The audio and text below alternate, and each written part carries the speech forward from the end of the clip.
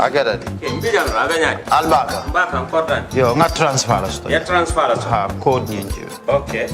Korsa. Nsila ID soto. Ha, sa soto. Sorry. Agada. Mbijan bro. Albaka. Mbaka. Bara Allah service o tariya. Mbare ki janna nun kunu bara tariya. Jannom yona forest de bureau. Gambia tonkon na no mbari ya bere. Birim koyna fo kato. Bari si kodo kino kato ni fo bolom blabe to. 56 branches mola soto Gambia jam. Ha? Gambia kono ani Gambia bantala bankol. Nko kodo kiya bere to. Kodo sifa fo palindiro fo nyaadi lafta memmen na kodi to poto nin kodi maraw. Jannam number 1 di nyonta. Andum fana nata anoda enterprise sotale. Wolam nyindi ko domorol fana kol fana be firale de dadi mani domorol dir fana beteat. Gambia dawda yalo ngam fa kendol sotale je. Wo moy o diat ha. Apelenta baraka ni lafta nyelan kendol e bina. Yalo bukani la ko la baraka ba. Yalo ndel ciosano lo. Abaraka.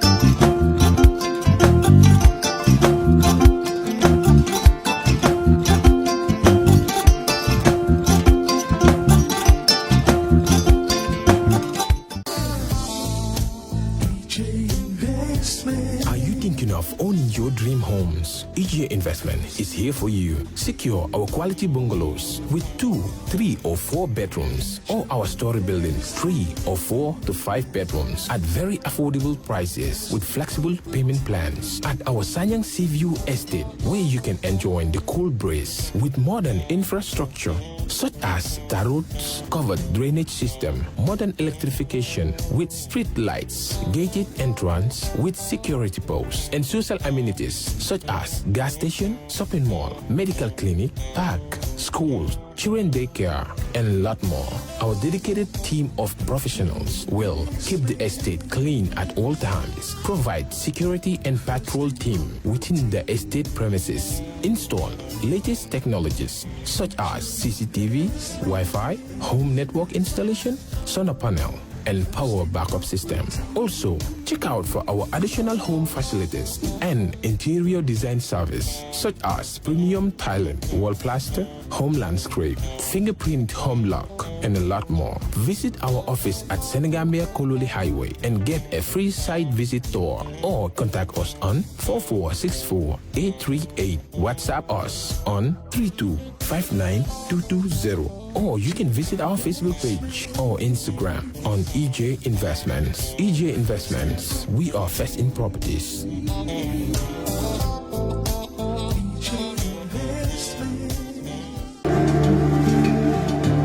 Islamic microfinance is becoming an increasingly popular mechanism for poverty alleviation, especially for developing countries around the world. This microfinance service adheres to the principles of Islam as a form of social responsibility. Yona Islamic Microfinance is the Islamic microfinance of choice in the Gambia, trustworthy and reliable. At Yona Islamic Microfinance, we provide savings products, current accounts, financing products in conformity with Islam. In addition, Yona Islamic Microfinance also offers local and international remittances, takaful fund, management of zakat, management of awqaf, trading and investment, and building of strategic partnerships to bring financial services to the doorstep of the poor with donor projects, madrasas, youth organizations, women groups, and farmer organizations. Make a choice with Yona Islamic Microfinance today. For more information on Yona Islamic Microfinance, call 377-2151 or 9832-151, or visit Yona head office at Tipa Garage, Bakote, or visit any Yona branch located countrywide near you.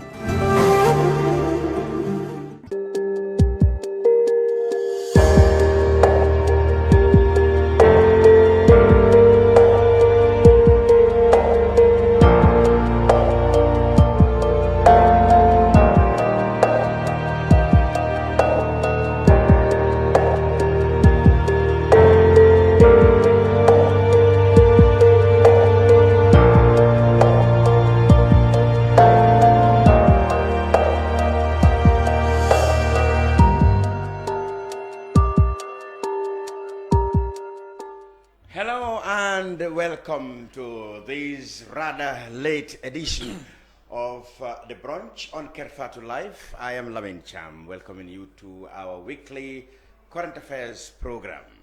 This week we will discuss local government affairs with our expert in the studio. Of course, during the past week or so, there have been much talk, particularly around the Kanifing municipality, where we had allegations of corruption and we had allegations of interference even in the matters of that local council. But how much do we know how local governments work, or the local government service commission works as per the administration of local governments in this country? We hope we will gain insightful knowledge of how local governments operates with our expert in the studio. Later, of course, towards the tail end of the program, we will meet our Olympians back from the Olympic Games in Japan. The athletics team and their Gambia athletics officials will be in the studio, and we will discuss their exploits in Japan. And of course, they said they have a bag full of gratitude for Gambian's government and the people who have remained faithful to them all the past week while they were in Japan. That's it in the program this week. So we go straight there since we haven't got much time. My guest is Kemo Conteh. Kemo Conteh spent all his life, or most of his professional life, in local governments. He started from being then divisional planner, now regional planner, and he rose to the ranks to become assistant director, acting director of local government in various capacities. So he's with us in the studio. But first, let me begin by asking you, Mr. Conteh, to share with us your educational and professional life, particularly just dealing with local governments. Welcome to the Brunch. Anyway, this might be your first time. Thank you very much, Lyman. Yes, of course, this is my first time coming to the Brunch, and I'm very honored, indeed very pleased to be here. Before we go into it, you would realize that when you extended the invitation to me, I was rather hesitant in accepting the invitation. And that's because I thought I had to be careful that I'm not seen to be conflicted in this matter. Exactly. I am aware that many people in the public already have adopted a partisan approach, if not attitude, towards this matter. And I'm a member of the national executive of the National People's Party, but then NPP. Of course, but then of course that's politics. We want you to give us a professional, independent. Exactly. That's where I want to come.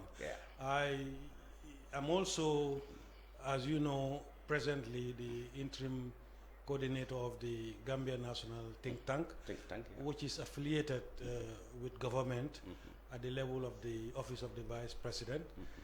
And I'm also a member of the National Lands, the Gambia Lands Commission, which is also under the Ministry of Local Government. And these days, Lamin, as you know, it's like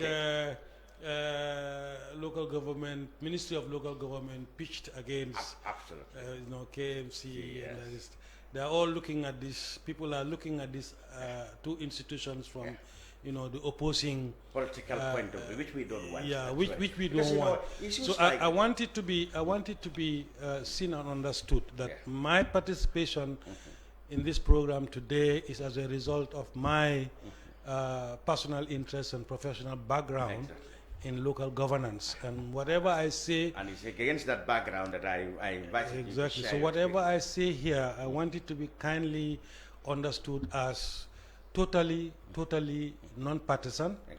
I have no interest at all in addressing the opposing political views expressed in this matter, and I will be very happy. I'll be very glad if I can respond to your questions in terms of the. Let's begin first. Your contact or your beginning, as a profession or a student in local government? Where did it all begin? Well, it all began when I came back from my training in development and economic planning at the master's level, and that was back in 1993. And so at that time, the government was in very close contact with the EU with regards to the issue of decentralization. And the EU and of course the UN system were very instrumental in helping the government to understand decentralization, the concept of decentralization as provided in the Constitution, and they were ready to provide technical and financial assistance to government to pursue this. And this was the time when I just came back. And when I came back, I was taken to the Ministry of Finance. I was posted in the Ministry of Finance for a very short time, I think only a few months. And because of the planning component or planning content of the program that I pursued, the Secretary General at the time, Aliu Ngom, thought that I would be useful to be, if I were attached to the EU technical assistants that were posted in Basse and in Kerr, to help them set the ground for the decentralization program or idea that government was trying to understand and establish. So I was appointed in the civil service. Before then, of course, I was in the civil service earlier, and then I resigned and decided to pursue education. So I came back, and then that's how I got back into the civil service, and I was appointed as a divisional planner. In those days, what we know now as regions were called divisions. So I was appointed as a divisional planner. Which division? And I started in North Bank Division. But I was shuttling by the nature of my work, and because there was no one in Basse, in URR at the time, so I was shuttling between North Bank and Basse, helping with data collection, data analysis, formulation of regional strategies, at that time. Which that's avail the opportunity to know the peculiarities in all these divisions. Definitely. All right. So from there, there was a program established in the Ministry of Local Government. It was called the Local Governance Program. Then I was attached to that program as a program officer under. Do you remember Sekou Sanyang? Yes. Honorable Sekou Sanyang, who was my boss. He was the program manager, and I was his program officer. In the course of time, he moved on, and then I became a program officer. And then, while I was there, we transformed that program, that department, or that section, and fused the activities there with the Inspectorate Department of the Ministry, and we call it the Directorate of Local Governance. And then I became the first director of that ministry. So I was, with all humility, I was very instrumental in terms of the creation of that department, with the direct and very able supervision of my permanent secretary at the time, Honorable Badara Diouf, who is today the Minister of Higher Education. Yes. Before I became director, I was first appointed as assistant director, and then acting director, and then eventually director over a certain number of years. Yes, which was always the case in the Yes. past, so that you can be as I grounded as possible in the area. So I served in that department as director for 4 years, and then I left, and then went into private practice in 2008. No, actually, I started private practice in 2009. As a consultant? Yes, as a consultant, providing taking contracts, providing services and advice, consultancy advice to institutions here and I hope we are not going to receive a bill from you in this program. No, I don't. No, you see, I'm here today because Yes. I think we have an important national issue Exactly. to discuss. I believe our conversation today will contribute to the public education and information that is necessary Fantastic. for a better and broader understanding of the issue that is now raging. Exactly. And that's the reason why I decided to come. I hope I could contribute to that. And I want to go in that state. Now, one of the cardinal lessons that perhaps people should learn is what are the, the checks and balances between the role of the central government and the local government in terms of, for example, structures whose power stops where and whose power stops where. When you look at area councils, for example, you have the mayor or the, as it's in the provinces, we call them there, chairman. You see that the chairman is elected, but the chief administrative officer is appointed. Why is this? Oh, okay. This is a loaded question, I must say, and I think to understand can you give us yeah, that's what I'm trying to understand the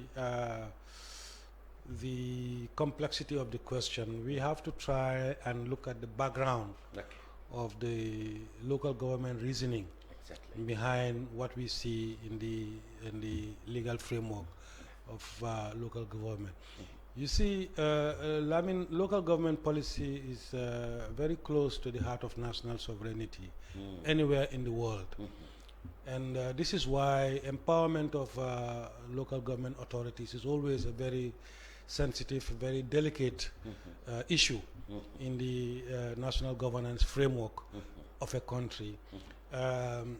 If you remember places like Biafra, more recently Ethiopia, the Tigray region, and even Cameroon, and all that. Ambagoshi, I don't know. That is the sectionist. Yes, all these places where local communities tend to want to secede from the overall, from the greater national, from the greater national governance framework of the country, whatever it is, federation or whatever. It's usually out of either misunderstanding of the provisions of the law that provides that autonomy or identification of the local area or sovereignty to the exactly. Either people don't understand what is provided in the law, or they know what is provided in the law, but for other reasons, they do not agree with it. So that is why the dialogue is always critical and crucial to ensure that when you lead a dialogue to lead to the empowerment of local communities, you have to be very, very, very careful that you don't end up in a process that is not in the interest of the federation.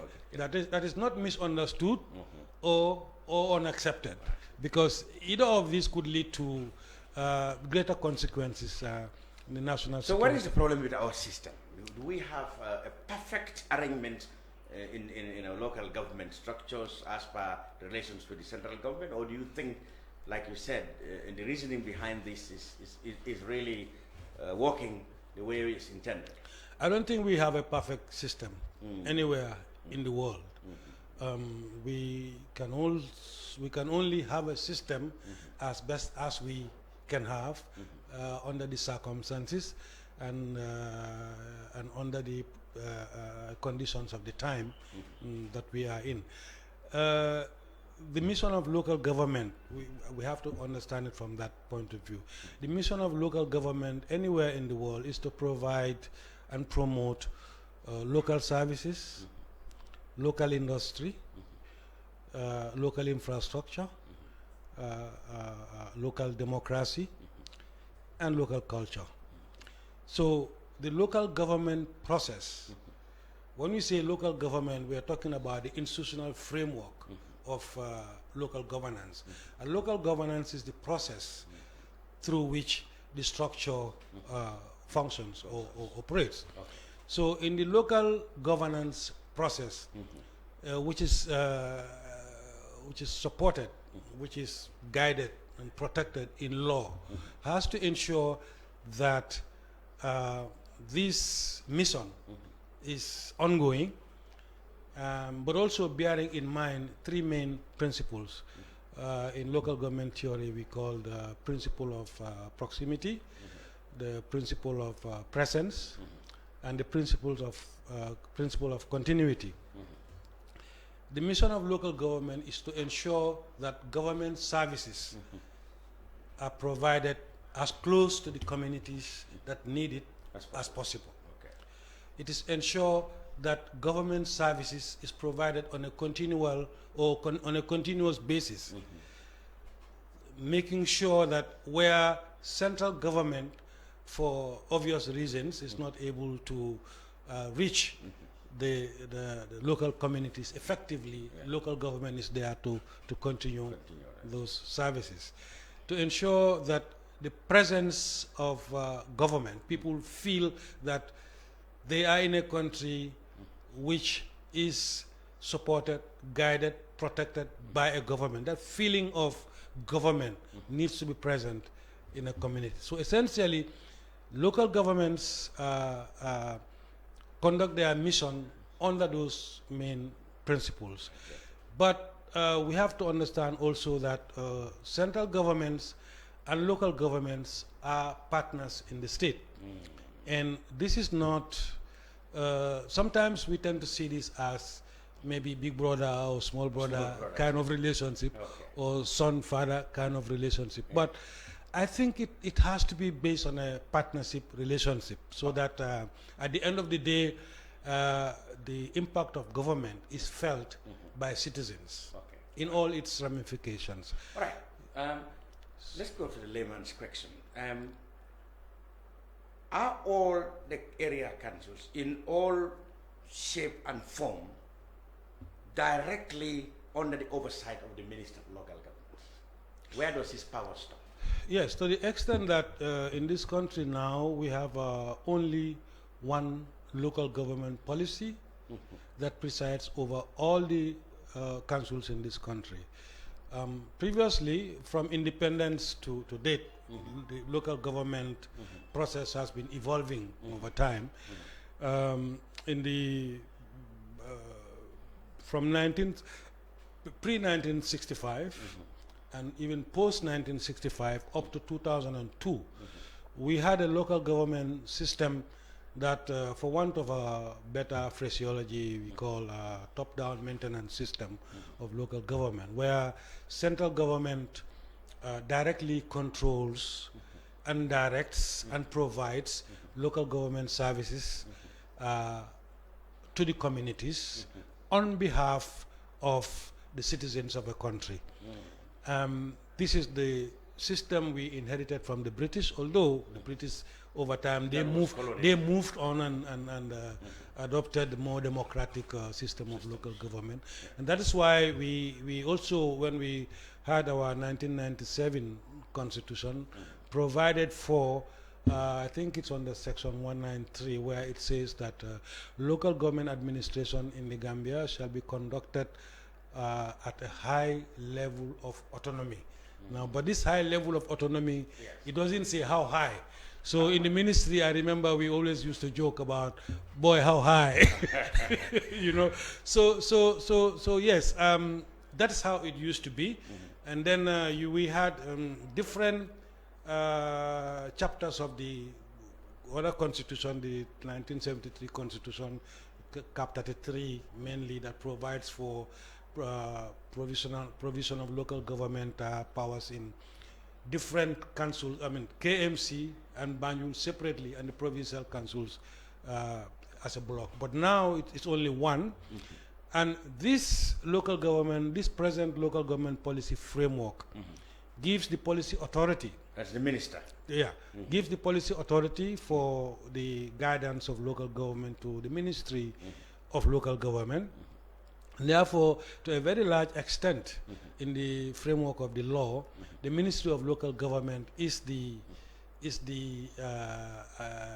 like I said, in the local government parlance, in democratic decentralization, we do not want to see local governments and central governments as big brother, small brother. We want to see them rather as partners in the state. But there is also, we have to be careful, like I said, you know, there is this sensitivity about approaching empowerment, local empowerment, cautiously. So that is why we have this concept of gradual decentralization provided in the laws. So there is going to be decentralization, and certain or many powers hitherto of central government with regards to local government operations will be transferred through the constitution to the councils, or through the laws to the councils. But the constitution doesn't say how high. So we have to adopt this on a gradual basis. So that we don't rush the country in a situation where, you know, councils feel that suddenly they are so powerful, they can declare themselves as Republic of Carnifing or Republic of KMC, Republic of Carnifing, or Republic of. Now, how do you balance it? Because the local authorities are themselves elected. Yes. It is believed that once they are the elected people, they should have the say as to how the affairs in terms of revenue allocation, in terms of powers, you know, as per local government matters in that particular area. It should be their elected representative rather than the minister who should have share over it. How do you balance it? Yeah, but you see, I mean, the president or the minister, who is the direct representative of the president in the local government policy framework, is also elected by the same electorates. And these same electorates have given powers through the constitution to the president to oversee the overall security and protection of the country. So, as I said, you know, local government planning puts very much into consideration the sensitivity of what we call the sovereignty of the state. And so it is we try to be very careful that you don't create a local government system that provides for so much empowerment in the local communities through their local government structures, that they can decide whenever they feel like to break away. Okay, let's come. So that is why it's important to have a single policy framework that gives power that leaves power in the hands of central government to give overall supervision and direction to the local government. There are certain levels of responsibilities and powers and functions that are devolved to the councils. Councils are not supposed to function as public authorities as such. They are developmental agencies. But the actual public authority of maintaining peace and security of the local government area, that has not been quite devolved yet. That's very much within the purview of central government. But central government, by virtue of its distance, conceptually and sometimes even physically, from local government communities,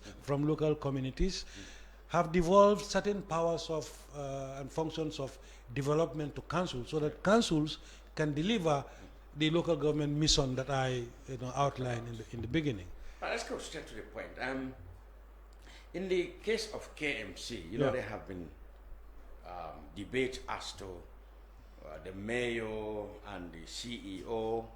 I'm taking kind of as an example. It could be Ebrima, it could be Banjul. The mayor and the CEO. Where do their functions overlaps? Okay. Again, in the framework of the law, obviously the mayor has the political and executive power in council. Yet the CEO is not appointed by him or his council. Now, this is a slightly difficult area to navigate, I must say. You see, in the initial Local Government Act 2002 that we provided, we proposed for a local, and it's in the law actually, for a local government service commission to be established in each council, because we wanted to decentralize establishment. Where is that commission? Many people said nothing has been had. They don't even have an office. Where are they, the local government service commission? Like I was saying, you know, initially they were supposed to be located in each council. Each council was supposed to have its own local government service commission. Yeah, where are they? Because, yeah, that's it. That's what I'm now. I think through my militancy activities that I was involved in, I was made to understand that they had to amend that part of the law to now move the powers of that local government service commission to the ministry. So now, instead of having a decentralized local government service commission framework, you have a centralized local government service. In other words, the decentralized local government establishment has now been clawed back to the ministry. So there is only one local government service commission. Because where are they? They are supposed to be in the ministry. Have you ever known a place or office where you can go to them? I mean, I have understood that they don't even have an office. Well, I don't know about that. I'm not sure exactly where their office is, but I know that. Do you know any members there? Yes, the chairman is former Cisse, highly well-renowned community development practitioner nationally and internationally. And where do they have their office? The ministry? I know they meet in the ministry. I understand they hold their meetings in the conference room of the ministry. But in terms of an administrative office, I don't know where that is located. They don't have it. I don't know. I mean, who is the chairman? Former Cisse is the chairman, and there are a few members. Kausu Cham, the Alcalo of Sukuta, I know, is also a member, and a few others. So let's go straight to the KMC. Okay, what happened was that, okay, there have been, and I don't want to drag you into talking about the merits of who is right or wrong, but then here there have been allegations that a member of staff allegedly have some financial misconduct, and then he was suspended, and you know, and there are issues such as whether the suspension was right or who has the powers to do that. But the mayor and the council doesn't have the powers to do that. It should have been the minister, etc., etc. In your independent analysis, what do you think should have been the way to go about these things? How do you address such issues when they arise in councils? Yeah. Whether it's the mayor or the CEO or it's a councillor or something, how are those addressed? Yeah, well, it's a complex matter, as you know. It's a very delicate matter, and so it requires, in my view, a great deal of care. Because the law that provides for the establishment of the council itself, or for the creation of the council itself, have made provisions that protects the mayor in the conduct of his work as mayor of the municipality. And in the framework of the same law, it is also provided very strong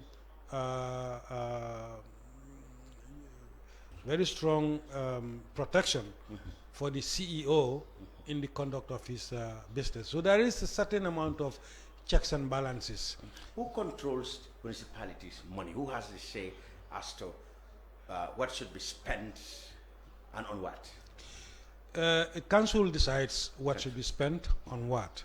And normally the council should have, you know, contract committees that advise the general council on contract matters.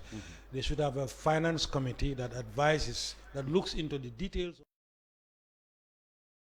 the general council on financial matters. And when the general council adopts the decision, a financial decision, it is transmitted to the office of the chief executive, and it's the chief executive that is responsible for implementing those financial. You see, you have to understand. So in other words, the chief executive cannot execute any function, financial matters, without it being agreed by the general council. No, cannot do that'll be difficult. That will be illegal. That will be running against the grain. So you see, that will be no. You shouldn't do that. Yeah. The CEO in any local government system in a democratic country, we have what we call, actually you have two, this is interesting and most people don't understand this. Yes. You have two councils wrapped in one, two types of councils wrapped in one. Oh, can you explain? You have what we call the political council. Yes. That is headed by the mayor. And driven by the general council. Okay. And then you have the executive council. That is led by the executive, the chief, the CEO, and driven by the staff, the executive staff of council. Okay. Each of them have their functions, their responsibilities, and protections provided to them in law. Okay. But they need to work hand in hand. For example, in Kerr, in Janjambore, for example, we hear that the chief executive and the chairman are not even in talking terms. The chairman once alleged that, they wanted to purchase or something, the chief executive would not sign the checks, or the chief executive will be invited to a function without the chairman. How, you must have heard of that. I think it was in Denver. Yeah. Well, these things happen in the terrain. But is it that these days it's because of the political differences between the two, or it's just an ordinary everyday occurrence, like you said, in the local government instructor, like they are not able to harmonize the check and balances and the unison required for them to work together? Well, you see, I think one of the things that we enjoy in democracy is freedoms of speech, of expression. Yeah, but sometimes we take this. Must we sacrifice, what should have been our function just on the political? Yeah. The altar of no, like I said, if a CEO is very much into it and is very highly conscious and aware of the framework of the law in which he or she operates and knows that they have this and that protection, they will tend to exercise that. Whereas you will understand the chairman or the mayor feels they are under political pressure to provide, provide for the electorates, because their political life depends on how much they deliver. So they want to push. And whereas this guy says yes, but I'm also responsible, and I have to ensure that this and this and this financial procedures are adhered to before I approve, or before I accept what you are telling me to do. He doesn't have to. He also is protected. He doesn't have to just swallow hook, line, and sinker everything that the politicians tell him. And when we designed the law, we were very careful, and we thought that it was necessary to give limited financial responsibility to the political council for obvious reasons. I mean, politicians tend to they wanted to do things that will popularize them, and if they have access, seamless. If they have seamless access, unlimited access, if they have unlimited access to public funds, they will use it the way that it will serve their politics. Okay. So, in the design of the act, we provided for powers of signing. Okay. For example, who signs municipalities' checks? The CEO. Only him, or the chairman or mayor? He will sign. He will sign with the mayor, but he's the principal signatory. But approval comes from approval for financial action comes from council. Headed but by the actual delivery of the financial decision happens at the office of the CEO. So if the mayor or the council, for example, propose to pay Kemo Conteh 100,000, and the CEO believes that the justification for it is really non-existent or questionable, he or she can exercises. Stop it. Yeah, he or she can. They Stop can question it. You see, we have to understand another thing. Gambia has, we've made very big or great advances in what we call functional decentralization. But in terms of fiscal decentralization, we haven't gone too far. It's a gradual, incremental process. We haven't gone too far in fiscal decentralization. So the councils do not have so much fiscal authority. All right? Okay. So, and that's for obvious reasons. The tax base of this country is very small. Places like KMC or Banjul, to some extent, they get a lot of money from rates and taxes. Yes. Yes, they get money from rates and taxes, but, in the context of the law, they are collecting those rates and taxes on behalf of central government. Yes, it's the authority. Central government provides the basis and the scope of collection of rates and taxes and guides it through financial provisions agreed between the Ministry of Local Government and Ministry of Finance. The councils just implement it. So it's the sensitivity there is that overall the tax base of this country is very small. We have to be careful that we don't decentralize financial administration to the extent that each council just has a field day of how they collect and use money. So they always, the framework is set up in such a way that they always have to make reference to national financial policies. And since the CEO, in this case, now that they have the Local Government Service Commission,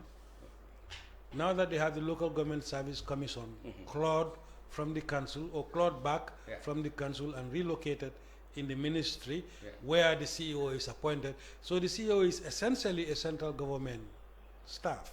And he or she is there to oversee a central government function of financial management. I see. So this is okay. Now let's come in our peculiarity this year in the Gambia, or this times in the Gambia, is that we don't want to we don't want to politicize anything, like you said at the beginning. But then of course we have councils that are headed by mayors or chairmen who happen to be now on a different political thoughts with the central government, with which they are supposed to talk, the head of the central government. Don't you think in our case there is a bit of this political difference affecting the work of the councils, in your honest opinion? Indeed. You see, there is another sacred principle of local governance, we call it, very simple terms. But it's loaded. It's simply, we call it central local government relations. Okay. To a layman, this is straightforward. Yes. But it is loaded. There's a lot to it. There's a lot to it. You see, central government and local government needs to work hand in hand. Exactly. If the relationship breaks down, it's the citizens that suffer. And is not the case now in the Gambia? Because most of the councils, well, of course, when they came fresh, they were all members of the coalition, and everything was smooth. But we saw the coalition split with the central government, members of the government, the president and people now opposed to the party that in holding all these councils now. Isn't that not affecting the work of the council? For example, I cited Janjambre, where the chairman, and I must be frank now, the chairman is supposed to be UDP, the CEO is supposed to be loyal to NPP, etc., etc. Aren't these things not affecting the work of the... And when they happen, how can you advise, what sort of level-headedness should each of these people have so that the greater interest that you are talking about, people suffering? See, I think presently we are, the Gambia, we are in a very peculiar situation where executive authority is in the hands of a certain, political party framework, and the local government policy or local government political authority Yeah. is in the hands of a Different. different and opposing. And opposing. So this is very So peculiar. how do you go about? So that Well, the best way to ensure smoother central local government relations is when you have harmony in the political perception at the different tiers of government.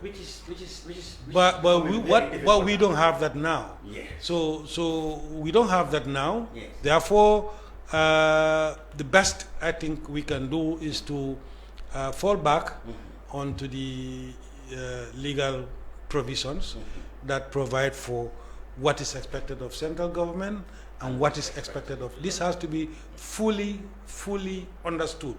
And the local government reasoning. I think in telephone conversation with you 2 days ago, I mentioned this. I said, in my view, there's a lot of misunderstanding of, but that's because people are reading the law. And anybody can read the lines of the act and understand the simple English that's there.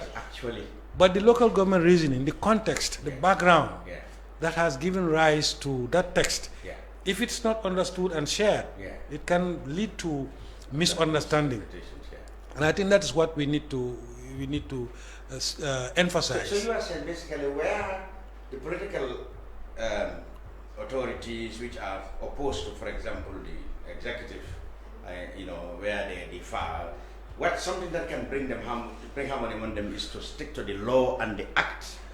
Which separates the powers. Stick to the law and the act, but also dialogue and communication. Communication is a very essential element between central government and local government. Okay. Now, if you have two different opposing political angles, as we have now, this communication element tends to suffer. Exactly. But someone needs to exercise leadership. And bring forth the realization that it is necessary. And one should expect that to be authorities such as the central government, because where the central government is seen to be the arbiter, the last person, the last resort. If they got themselves conflicted, where will you go then? Because you see, in the Local Government Act 2002, central government is responsible for local government advocacy.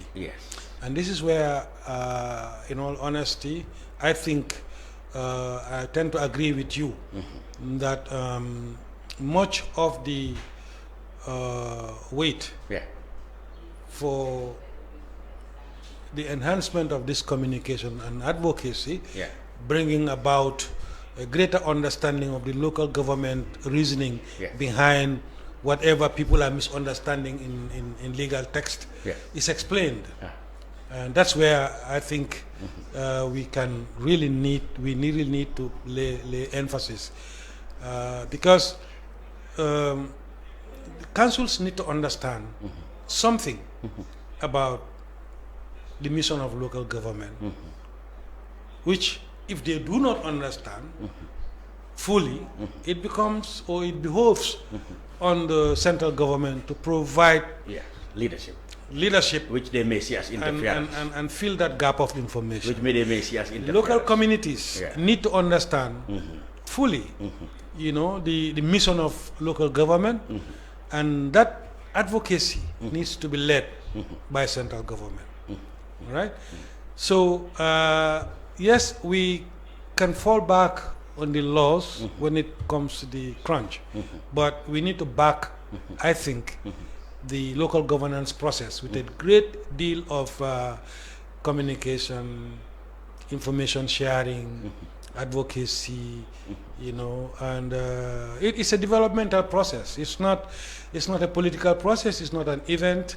You cannot. I'm not blaming the ministry, and I'm not blaming anybody for that matter, because I know that from my background and experience, institution building takes time, and there's a lot of implications for institutional capacities, human resources capacities, legal capacities, delivery of mandates capacities. So It's a capacity building and developmental process that the Gambia is experiencing now, which I think is causing what we now see as this tension and stress. Well, I think, like you said, it may have to do with, like you said, it's all part of our transformation. You know, the Gambia is not used to having, like you said, political authority, in a different party. So we're not used to it. One party, controlling everything. That I think is the main cause of this tension and stress. We're not used to it. For example, in the United States, you're going to have 10 to 15 states. They are controlled by the Democrats. 30-something states controlled by the Republicans. And they are used to, living in harmony with that. They drink coffee. They drink coffee and chat, but and solve problems. But in a situation where the mayor or the council is weary of central government authorities are weary of so they're not drinking coffee together. If I can put it that way, they're not chatting, they're not talking. So it's a new thing to us. It's new, and I think that's I've been trying to use terminal. I was saying, tension and stress, and I think this is what is leading to what we are experiencing now. So in as other words, tension and stress in fact, our very disagreement is a measure of our progress. I mean, in terms of political divergence. Yes, indeed. I think it's the dynamic. These things will evolve. Gambia is evolving. Absolutely. Gambia is moving. Okay. From this experience, I think we will evolve into another situation where and then, people will accommodate each other. Yes. Local government or local governance is an ongoing, long-term, never-ending process. Okay. So we will be moving from one stage to the other. Absolutely. But don't be surprised that from time to time these tensions will arise. All right. Finally, it won't be fair for anybody to leave Kemo Conteh to go without a word or two about the national think tank, because many people said you are the last man standing when it comes to the national think tank. So the last man standing. So what is the state of the think tank? I mean, when it was formed, there was a lot of enthusiasm, hope that, here is now a body that really will be able to guide this new government, so that, they know how to tread on and everything will be smooth. But I mean, you did not invite me here to come and, that's fine. Come and talk about the think tank. But I agree. I understand. I mean, there has been some major delays in the functioning of the think tank. But as I said, Gambia is evolving, and the institutional building process is an ongoing, never-ending.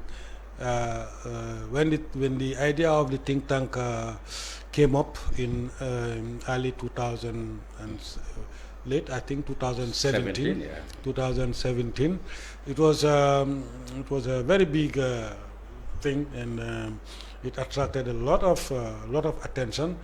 But I think, if you ask me, again, this is my personal view. It's not the processed view of the think tank, if you like, but I think. We did not take the idea of the think tank was fantastic. It was great, but the institutional structures for the think tank were not provided for. Yes, and there wasn't coherence and agreement in the system on how these structures will be established. Could it be it too is affected by the political difference that emerged? Probably. But we are not giving up. In fact, I don't know whether I believe you saw it, because only last week we had a we had a press release. I followed it. Yes, and but I think you did not publish. I don't think it came to my attention. It didn't come to my. I saw it in other media. Yeah, you saw it in other in Point. You saw it in Point, I guess. Yes. It didn't reach us. Yes. So we are ongoing, and it's unfolding, and the think tank will be strengthening, from point to point. The fact that government that thought about the idea didn't say no to it. Didn't give it much. It's only a matter of discussion. But it didn't give them much. You talk about the lack of structures, support, and all that. The government didn't do that. Yeah, but you see, like I said, it's not everything that the government But decides. I said, could it be another casualty of this political difference? I mean, the think tank. Because, when everybody was on the same page, it was so enthusiastically welcomed. Yeah. I remember the launching at State House. Everybody was so hopeful, and yeah, but I'm not sure. But I wouldn't say that. What I can tell you is that, as far as the think tank is concerned, we are on course. The idea is still alive. We are on course. Institution building takes time. Okay. It's a developmental process. It's not an event. It's not something that will just come and go. Okay. Especially something like something as complex as a national think tank. The structure and process of a thing like that, will take time to actually. Yeah, to actually flesh out and implement it. It will take time, but definitely we will come there. Good. We will get there as long as the people are there who are interested, who are committed. People like myself. Yourself. You are the last man standing there. No. There are other people in the back. Oh yeah, there are other people in the background who are very much interested, but very keen. It's a noble initiative, and it should really be resuscitated. If there have been any slumbering, it should be resuscitated. Yes. And we're getting into. The important thing is that we're getting international recognition. Fantastic. And with international recognition, support will definitely come. Kemo Conteh, we cannot thank you. Definitely, we don't have enough words to thank you. Kemo Conteh, of course, being our expert in the studio on local governance matters. We thank you very much for your insightful analysis and contribution to our understanding of how local government runs, and we hope to have you, or more of you, in our subsequent programs as we address these matters. This is the brunch. We will continue with a look at the sports, with a welcome to our Olympians who have just come from the Olympic Games in Japan. We'll be back after this break. Islamic microfinance is becoming an increasingly popular mechanism for poverty alleviation, especially for developing countries around the world. This microfinance service adheres to the principles of Islam as a form of social responsibility. Yona Islamic Microfinance is the Islamic microfinance of choice in the Gambia, and reliable. At Yona Islamic Microfinance, we provide savings products, current accounts, financing products in conformity with Islam. In addition, Yona Islamic Microfinance also offers local and international remittances, Takaful Fund, management of Zakat, management of Awqaf, trading and investment, and building of strategic partnerships to bring financial services to the doorstep of the poor with donor projects, madrasas, youth organizations, women groups, and farmer organizations. Make a choice with Yona Islamic Microfinance today. For more information on Yona Islamic Microfinance, call 377-2151 or 9832-151 or visit Yona head office at Tipa Garage, Bakote, or visit any Yona branch located countrywide near you.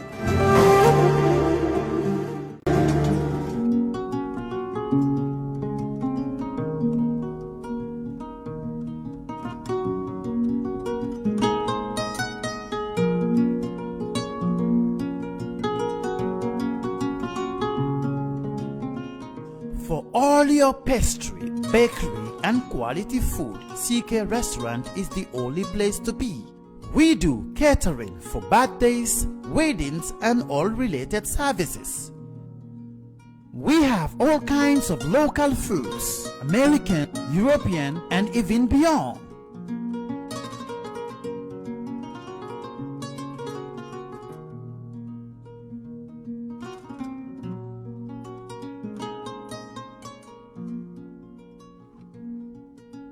Come and have a taste of our local juice, ebe, and other services.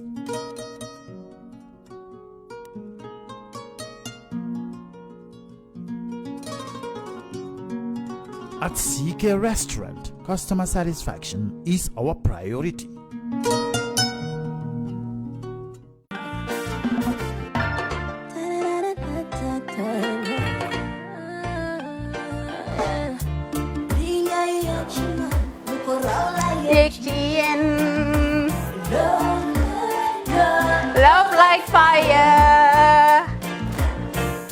Wow.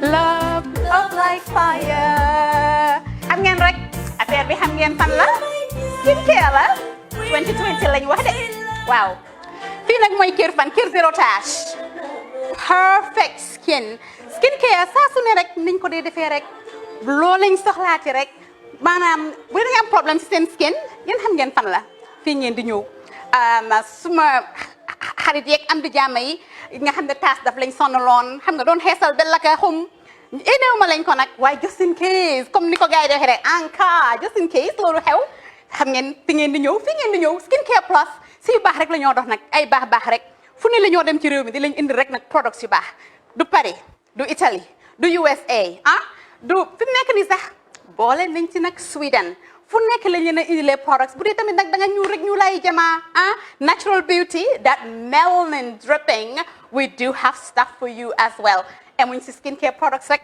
ñu ngi ci cuub yi tamit fu ne la ñoo jaar in fact sax last commercial bi ñu defoon waxuñ leen woon ne dañoo dox ci ay kawar 9A grade rek nag waaw we do have bundles as well hair si lu ne la ñoo dox ñun ñu ngi ci rafetal jigéen rek luy taaral jigéen rek waaw boo leen di tukki tamit bëggoon rek classic suitcase ñu dañoo dox ci ay Samsonite duñ dee indi any brand of suitcases though other than Samsonite comme li ma dee wax rek boo eggee airport dëri Samsonite dafa am nuñ laa xoolee waaw ngeen ne lan nag waaw skin ci moom la ñu gën a xamee nag skincare products ci moom la ñu gën a xamee ñu ngi dox tamit bentee tamit si ay dàlla man waaye man nag skincare mooy suma specialty xam nga rek jigéen bu sa xar kanam réglé loo def mu jag am nañ Patricia Reiner, Kiwi Eye, the whole range, Lighten Up Gold, Tomatine. I mean, the list can just go on and on and on and on. Lépp loo xam ne rek luy taaral jigéen la ci yooyu rek la ñoo dox. Skincare plus nag emuñ si Gambia rek ñu ngi United States ñu ngi Gambia fii ba pare bu dee yaa ngi anywhere in Europe mun nañ la ko mail within 3 days rek ñetti fan rek nga jot say diw emuñ si loolu rek dañ laa consult tamit balaa ñu laa jaay diw dinañ def a free consultation pour wax la rek exactly li nga xam ne moo méngoo ak sa kanam dinañ leen wax tamit ne rek am nañ perfumes fragrances men's shirts accessories we do dresses as well we do blouses I mean we do shoes name it we do them Skincare Plus 2020 is our year of perfection zero task fi mu nekk nii réew mi fii kenn waratu fi task kenn waratu fi am problème kanam kenn waratu fi am problème picture boo ko amee dafa fekk ne rek ñëwuloo ci place bi fii. Love like fire. Bring my love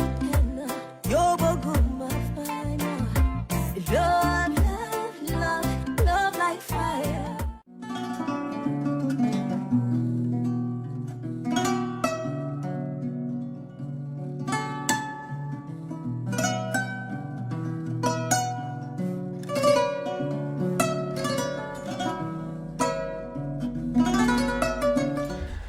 Welcome back to the brunch on Fatou Live. I'm Lamin Cham presenting, and that was our look at local governance matters with our expert Kemo Conteh. Now we turn to matters sporting, because over the last 10 days or 2 weeks, the whole of the Gambia has been gripped with excitements from Japan, where our Team Gambia, was representing us at the Tokyo 2020 Games, although it took place in 2021. Of course, we know it was delayed by 1 year by the pandemic.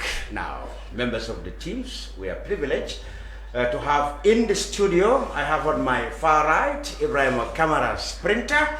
He represented us in the 100 meters, and next to him is of course Gina Bass. She represented us in the 100 and 200 meters and actually reached semi-finals in both events. And with them is Arthur Jackson, himself a retired international athlete, lead for the Gambia. That is of course decades and decades ago. And they will be talking to us about their experience in Japan and a bag full of gratitude they have for you and I who have been watching and applauding them. So gentlemen and gentle lady, welcome to Kerr Fatou, the Brunch. I'm so for the very first time, Arthur. Yes. Thank you. Gina? Thank you. Ebrima? Yes, thank you, Mr. Chalam. This is the first time being here. Good. Yeah. Now, let me begin, Arthur. Set us the scene. I mean, you, as the Secretary General of the Gambia Athletics Association, in collaboration with the National Olympic Committee, of course, you had been very busy preparing these athletes for the Olympics, not just for the Olympics, but of course the African Championships that did not take place. Take us through how had been the experience like preparing these people for the Olympics. We know, of course, most of them were in Dakar for a long time at the Athletics High Performance Center preparing for this. Take us through the programs that leads to your preparations to the Olympics. Well, when we talk of Olympic preparation, it's a 4-year cycle. It begins immediately at the end of the Olympic Games, and we start planning towards the subsequent games. And in such, we identify potential athletes that are likely to qualify for the next Olympic Games. But nonetheless, all the other athletes are equally prepared, because you can never know where a new star would emerge. Yeah. So you prepare the team. Yes. And so some of these identified athletes that already have the potential of qualifying to the games are given scholarships by the Olympic Solidarity through the Gambia National Olympic Committee. So in collaboration, the Gambia Athletics Association would appeal to the NOC to say these are the athletes that we have earmarked. We believe that these people have potential to qualify for the next Olympic Games, and so we want you to secure scholarships for them to go for specialized training at a high performance training center. That is in our region, Dakar. In our region, yes. So you had let's say lots of them together there. You had the Advertisements, the Gina, the Ebrima, that's right, and others. How many others? There are 5. There are 5 of them. Yes, so you have Adama Jame, you have Sengan Job, and Aliou Diouf. Yeah. Yes. Okay. So when it comes to these past Olympics, Gina, Ebrima made the qualifications. Yes. Or you had a wild card, isn't it? Well, actually, straight qualifications. Gina qualified since 2019. Exactly. And so most of the other athletes got very close to the qualification, but then it is set at a particular mark. So in that case, every national federation is given the opportunity to present at least one male and one female. Even though we have one female qualified athlete. Yeah. So okay, the privilege is given to a male athlete. And in most cases, if you are going on a wild card, it is expected that you only participate in the 100 meters. And in that case, Ebrima Camara fit the bill. Yes, he fit the bill. Of course, so that doesn't mean, of course, the others are not important. Yes, but their day will come. That's right. So I take it that you will still continue to prepare all him, her, and all the rest who are in the team, perhaps for the longer stay at the performance center. Oh yes, in fact, we're even thinking of getting more of them into this different, not only in Dakar. Yeah. Yes, we want to take athletes to different centers, and it is our wish, and the government is prepared to work and collaborate with the NOC and of course the Gambia Athletics Association to look at possibilities of even graduating some of these athletes to other training facilities outside the region. Good. Well, I think before I leave you for the athletes, that what has happened in Japan actually, I saw the enthusiasm the Gambians had for your athletes. Do you think this will be the turning point in the government's own recognition and respect for athletics. The government is often criticized for only concentrate on football, spending 100 million on football. Don't you think if government give 100 million to athletics, you can produce a lot more Genevas than Ebrima Camara? Indeed, that has been the case, but it appears that we are at a turning point, and we have a new government with a different mindset, and to add more icing to the cake, we now have a youth minister of sports who is very much inclined, and he is upbeat and also has pledged to collaborate with the stakeholders, the JNOC and the GA, to see that all sports, not only athletics, are given the leverage they require to take Gambian sports beyond where we are at. Like I said, we have always craved for excellence in sports in the Gambia, and which is the motto for the National Sports Council.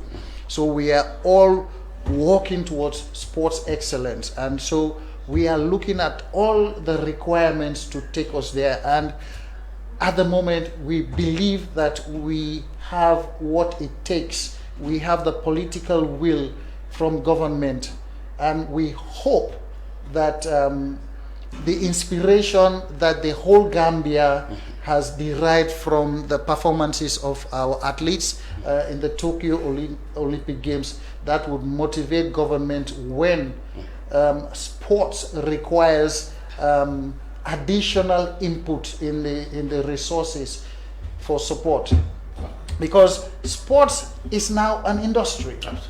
It is now an industry, and it requires the involvement of many stakeholders. So we need to encourage all the stakeholders to come on board, and so that we can help to motivate and develop, because we have all the talents that we have, raw materials, we have the athletes, naturally they have the talents. All they need is support, training and development, and that will take the Gambia to an unimaginable sphere that we have never been. Good. Let me turn to the athletes. They look tired because they just arrived from Japan, hot foot. Oh, yeah. They had to go through a lot of ceremonies. Ebrima, we saw you and Gina holding our flag. We were the flag bearers in Tokyo. How did it feel for you, a first timer? Yeah, it was not an easy task, but as you know, we were competing. This is my first Olympic, but I was representing Gambia in so many competitions. Oh, absolutely. Yeah. So it was not a new thing, just that holding the flag, the whole world is watching you, although we don't have their spectators, fans to watch. But it was a nice thing, and then as they say it, when you hold your flag, you are not representing yourself there, you are representing the whole country. So you should be disciplined, and you should know I should do the right thing, because the whole world is watching me. I have to know which country are you from, so how this country prepare themselves. So you been there as a person, they will not see you as a person, they will see you as the whole country. So it was... You feel great. Yeah, of course. Because of course Olympics experience of a lifetime, so yeah. I feel you really felt at the top of the world for you. Yes, oh yes, because if you see, there are so many athletes that have been doing very well and they never even appear to the Olympic. Yes. So me being there, it was a great honor, and then thanks to Allah for me being there, because others are here, they are doing well, but God said that it's my time to be there. So good. Then it comes to the tracks itself, the 100 meters. I'm sure you actually tried. Unfortunately, of course, you stopped at the heat. But I mean, how was it? Were you nervous to come up against the world, or were you confident and said, well, let me just go and get whatever I can?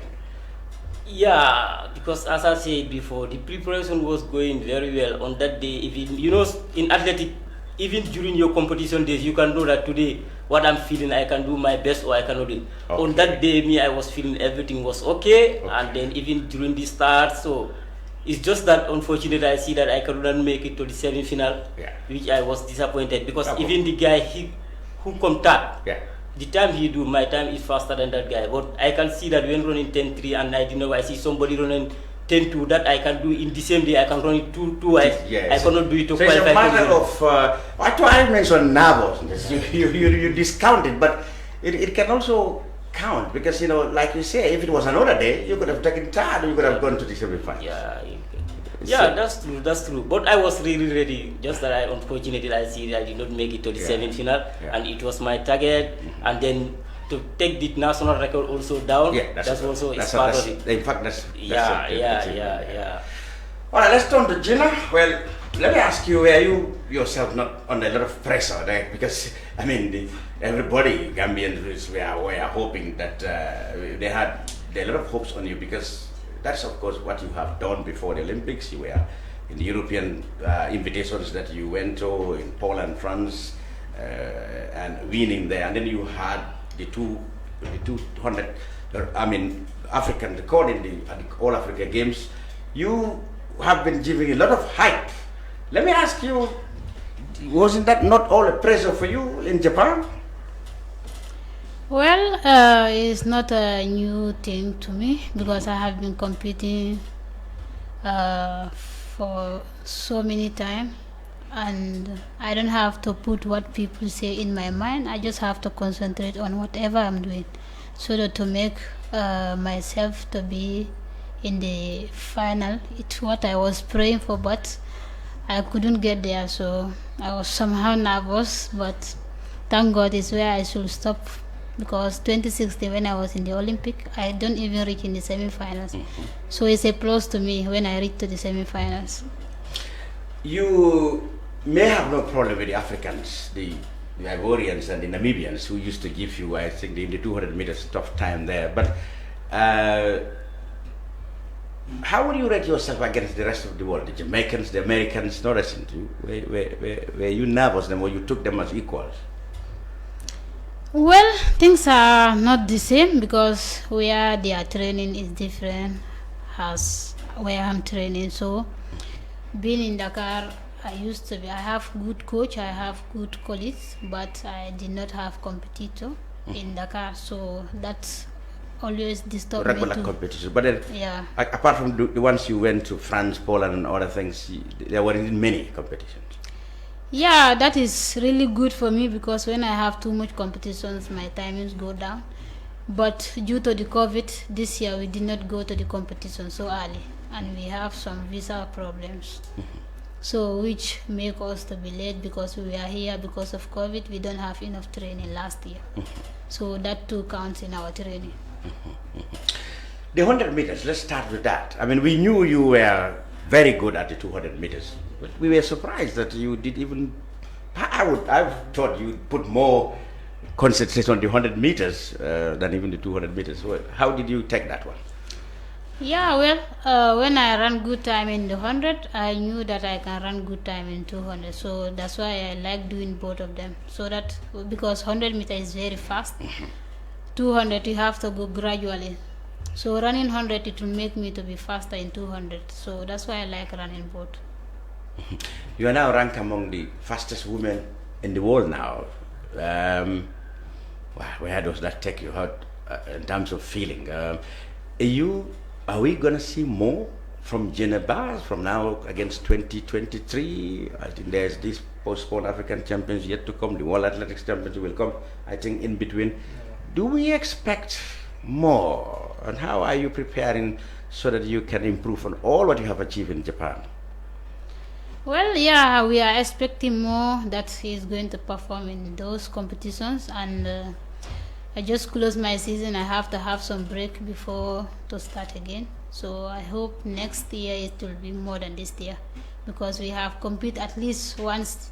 We have compete some of the competitions this year, so that will help us to work towards next year and make us to work harder, because stopping in the semi-finals or being in another level, you have to work harder to be in front because people are coming towards you. Do you realize you are very famous these days, nowadays? Do you realize that? You're not affected by the fame that you have now. You can't walk around now in the country without being recognized. How do you take that? Yeah, it's a great honor because being famous is not easy. It's a lot of work, because anywhere you go, people have to stop you. But it's an honor, and I am thankful for everything, because everybody wants to be like that, and when you reach there, you have to be happy, because everybody is my turn now. Tomorrow it can be someone else. Yeah, there were the Otto Jacksons before you, the Okiki Andrews and all of that. But then you've been to the semi-finals in the women's event the first time. Looking back, how do you want to be an inspiration to the ones that are coming, or in fact ones who might be training with you in the national team? Well, everything is you have to work hard and believe whatever you are doing, because going for training, and you have to respect your coach, whoever is training you. Whatever you say, he tell you, you have to do it. So going for training is not easy, but you have to sacrifice. Is the thing that you like for yourself, so you have to sacrifice and do it. Athleticism is never easy, so anybody who is running is really sacrificing. So, and it's not only athleticism, anywhere anyone may be, it's never easy, so you have to fight towards your future. Let's talk about your personal life. A lot of people are keen to know, where do you come from? Are you married, and when are you planning to get married? Yeah, I'm just a Gambian who was born in Tobago. Okay. Yeah, I'm not yet married.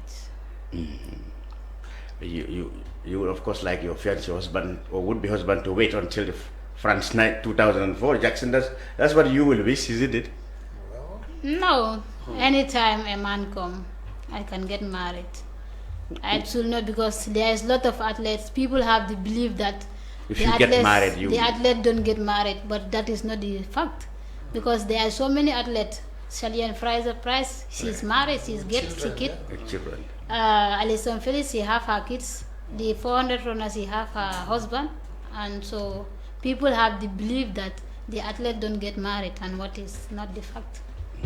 So whenever you have the chance, you have to get, because life after athleticism is very important. You have to raise your family too. Wow, what a responsible, mature way. But then, you know, time now to show gratitude to Gambians. And I want you to do that in your native Manjago. I want a few words to tell Gambians that you are very thankful to them for their support. But I can still say it in English. You have to say it in Mandinka, in Manjago. Or you in Manjago is not very good. It's good because it's my language, so I have. So let's have one or two too. Me, I know one thing. I can see. You want me to help you? No. Okay, then go ahead. If you can, then help. Nawa Parinji, I can say that. Nawa Parinji. I can say that. You go ahead, continue. What do you say? You say to them, one word or two, how grateful you were and how proud you were representing the Gambia. Let me say it in English. Okay. All right, let's go ahead. Say it in English. Because a lot of people were watching you and they were proud of you. So what would you say to all the people who were posting you everywhere? Politicians, carpenters, drivers, every walks of life were talking about Team Gambia and making you the poster girl, so to speak. Yeah, all of us are working towards Gambian development. So I'm going to use this opportunity to thank each and everyone out there who was supporting me, and the diasporas out that are not here. Being supportive is not easy because sometimes you even have heartbreak there. So I'm thanking I am going to use the opportunity to thank each and everyone, and thank you for the prayers. We really appreciate it from you guys. Ebrima, is she always this shy? They talk. She's very reserved. When she is with me, she's not like it. She's not like that. She always create problem for me. All right. Okay. I thought, well, just to wrap up. Now, like I said, these people have put athletics back in the limelight. Yes. And then, of course, we can not only help, in attracting, let's say, sympathy or funding to your association, but it means a lot of work for the Athletics Association. Now, tell me how widespread, in fact countrywide. You see, a lot of people, when they saw Gina, they said, maybe Gina is just what, if they had gone to Basse, if they had gone to Parafenia, or if probably they've checked Kiang, there would have been a lot more Gina Basses. How extensive is your program countrywide? Well, it is countrywide. Where do you tap talents? From the schools, or do you have clubs? Yes, we do have clubs, and equally we work in close collaboration with both the primary and secondary school sports association, because they are also affiliated to the Gambia Athletics Association. And we also have now World Athletics sponsored kids athletics program for grassroots athletics, where we already have people who are trained and certified as coaches and lecturers to groom and prepare little children in primary schools to develop in athletics. And so already in our new program,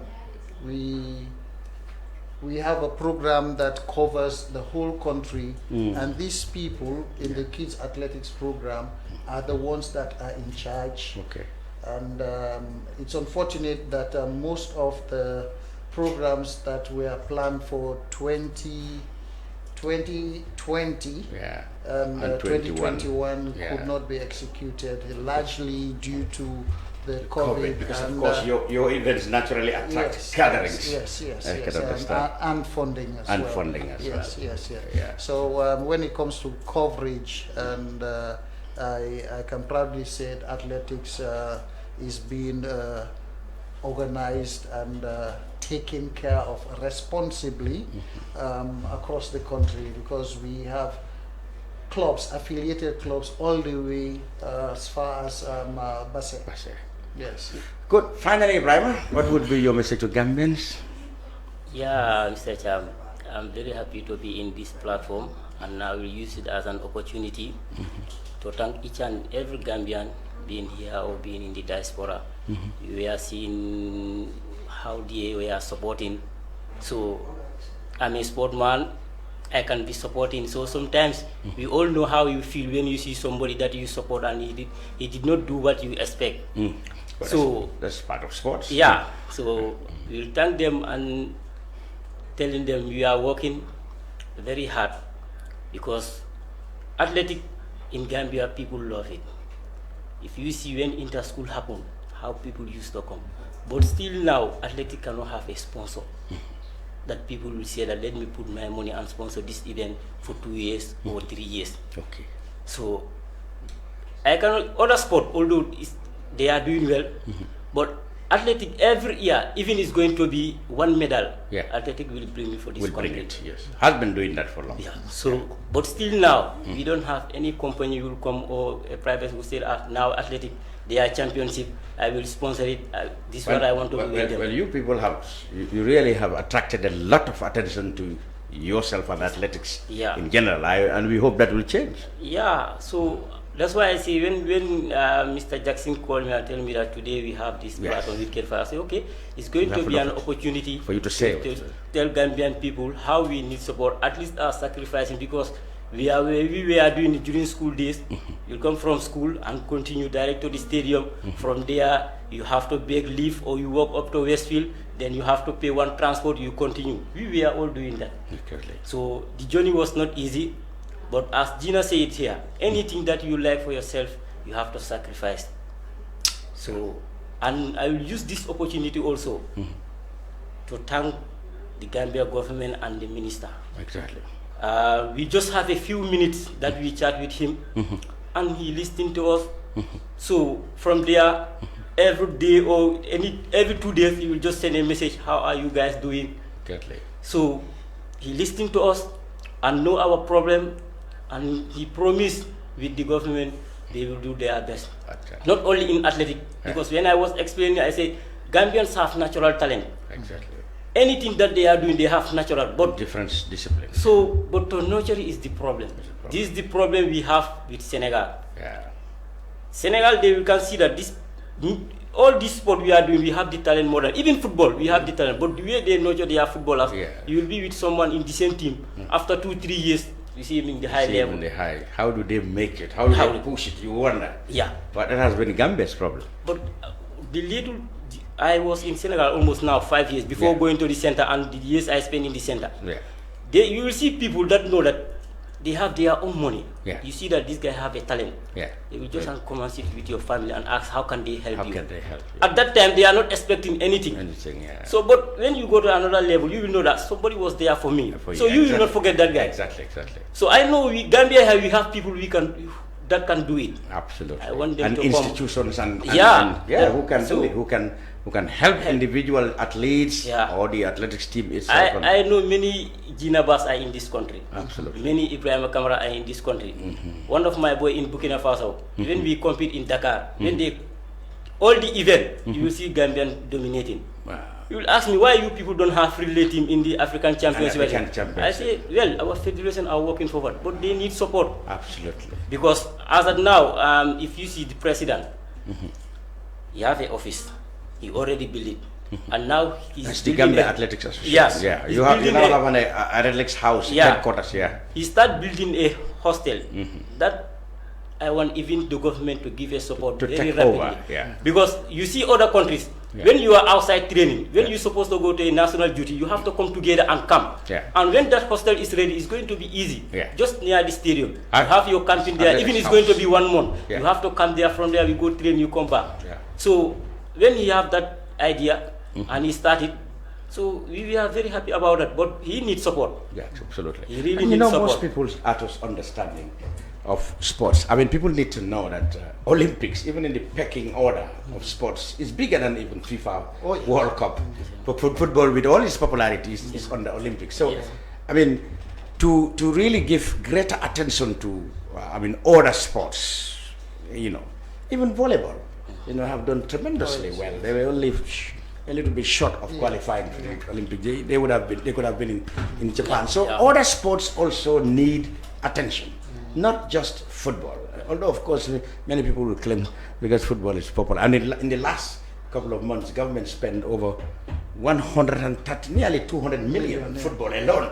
Imagine if that money has been spent on preparing you people. Where would we have? We could have got somebody who would have even beaten Gina. Gina, your final word? No. You should have one. Say, you met the president. You met, the local people from the city. You must have gratitude for Gambia. This would be your final word. Yeah, Camara have said it also. It's all the same. So you are okay.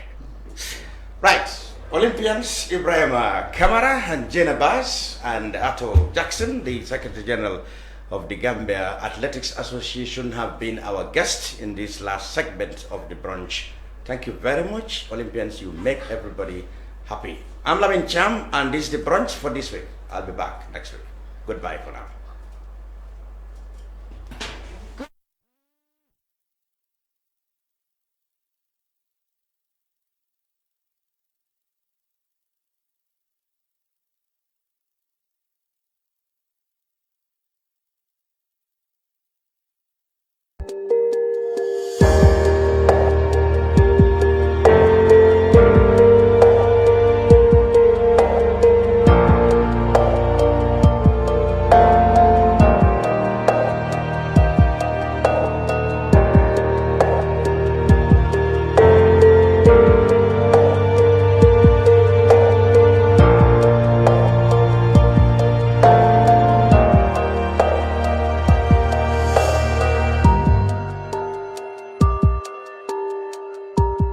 Gamcell data, now even better. Enjoy 20% extra data on all Gamcell data bundles. Buy 20 megabytes and get extra 4 megabytes. Buy 50 megabytes and get extra 10 megabytes. Buy 100 megabytes and get extra 20 megabytes. Any amount of Gamcell data bundle you buy, you will receive 20% extra data for free. Dial *302* data amount hash or go to your Yaiborom menu and choose your data bundle now. Gamcell data is fast, lasts longer and very reliable. Gamcell Yaiborom.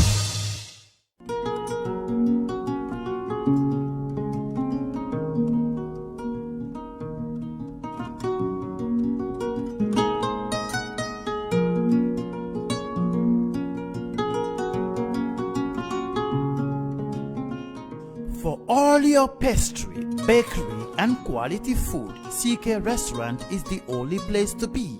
We do catering for birthdays, weddings, and all related services. We have all kinds of local foods, American, European, and even beyond.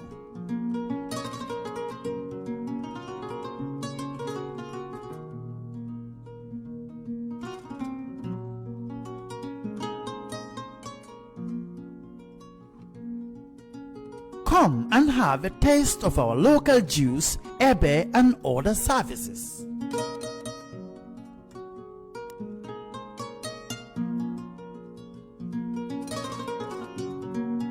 At CK Restaurant, customer satisfaction is our priority. We live in a day and age where technology is creating a world without borders, filled with unlimited potential to improve the lives of the people around us. Innovarex Global Health ushers in a new way of leveling the playing field with increased access to quality healthcare services delivered at your doorstep. Our qualified professionals are equipped with state-of-the-art point-of-care testing technology to conduct tests such as kidney function, liver function, electrolyte tests, body composition, hemoglobin, A1C, and many more services with the highest efficiency in delivering results. The addition to our flagship Wellness on Wheels, more fondly known as WOW Delivery Service, brings the entire clinical experience full circle. IGH has remained committed to creating the future of healthcare delivery. Gone are the days of sending loved ones outside the country for basic medical services. Innovarex Global Health offers a new peace of mind and takes pride in delivering the quality of care we all deserve.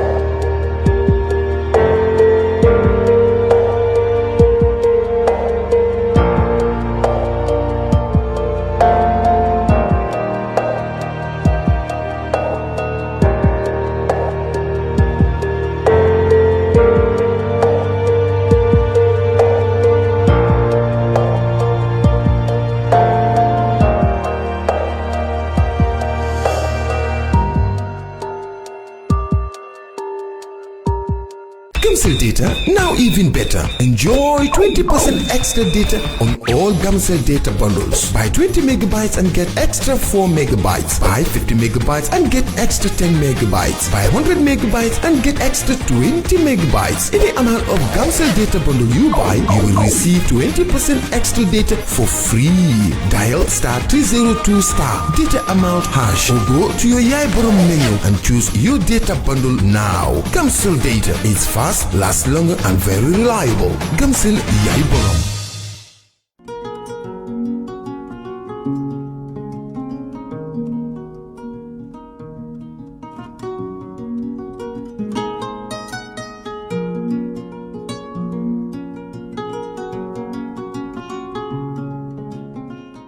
For all your pastry, bakery, and quality food, CK Restaurant is the only place to be. We do catering for birthdays, weddings, and all related services. We have all kinds of local foods, American, European, and even beyond.